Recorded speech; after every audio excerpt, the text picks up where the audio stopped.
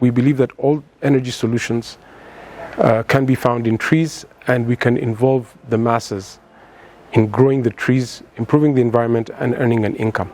So we basically grow these trees and produce valuable commodities from them, including diesel and other usable products like soap, glycerin, briquettes, and honey. So we started a vocational school here in Kabale called Chirijime Vocational Training School, which is recruiting girls who are majorly dropout girls.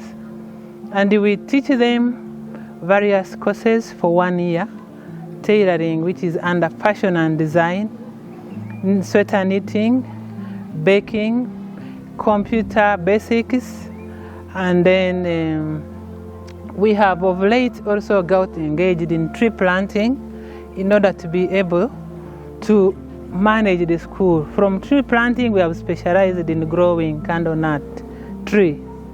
And from that tree, we believe the girls will also get skills. The products, like the fruits, will be used for soap making, for cosmetics, for fertilizers, for briquettes. And when the girls get those skills, they will also earn a living. And as an institution which is training them, we shall also get an income which will subsidize on our running the whole institution. I'm hopeful, I'm optimistic. In 5 years' time, we hope the community to have been transformed, because if the candlenut is able to produce fruits in between 2 and 3 years, then it means that by the end of the 5th year, I think more work will have been done. People will have started earning either from carbon credit or from selling fruits from those trees. And once people begin to earn, then their lifestyle will change. Those who are living in bad homes, they will have better homes. Those who have not been sending their children to school because children didn't have money to support them, children will begin to go to school.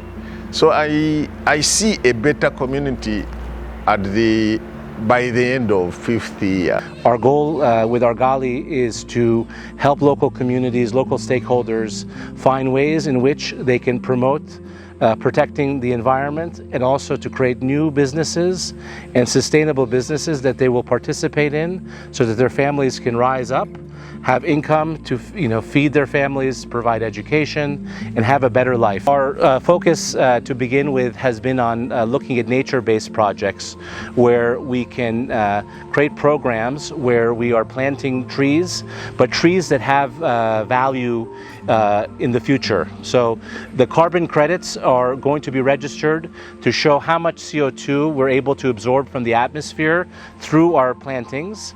That is one area of revenue that the majority of the income will go to the local communities and the farmers that are participating. But then for the trees in Uganda that we're planting as an example, the candlenut tree, this is a tree that has incredible value with the nuts that it produces. So in 2.5 years' time, these nuts will be collected by the local communities and local farmers.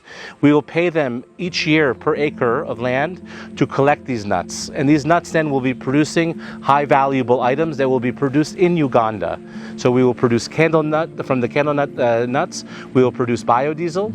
We will produce soaps and detergents, and what I'm very excited about is we will also produce waste briquettes. So using agricultural waste, we can collect that, create briquettes that will be an alternative to charcoal, which today in Africa and Uganda is the major fuel source for everyone who's cooking, and it's one of the largest reasons why you have this deforestation that is happening.